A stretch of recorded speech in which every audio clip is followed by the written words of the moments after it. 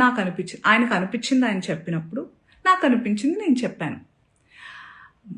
అప్పుడు ఆయన ఈరోజు ఒక్కళ్ళే సీట్ వేసుకుని ఈరోజు ప్రెస్లో చాలా అంటే విక్టిమ్ ప్లే చేస్తున్నారు. One of the biggest like first top red లైన్లో నార్సిసిజం, ఒక నార్సిసిస్ట్కి ఉండే లక్షణం ఇది. ఓకే, చాలామందికి నార్సిసిస్ట్ అంటే ఏంటో తెలియని వాళ్ళు కొంచెం చూడండి.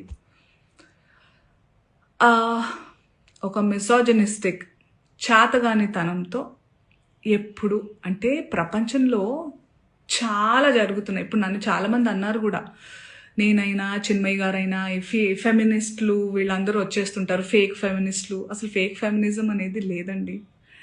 ఫెమినిజం అంటే ఏంటి? ఆడవాళ్ళకి మగవాళ్ళకి సమానమైన హక్కులు ఉండాలి అన్ని విధాలా అని అనేవాళ్ళు. చాలామంది అబ్బాయిలు కూడా ఫెమినిస్టులు ఉంటారు, దేవుడి దయ వల్ల ఉన్నారు అలాంటి వాళ్ళు. We all are suppose to be feminist. అసలు ఈ వర్డే ఉండకూడదు ఫెమినిజం అనేది.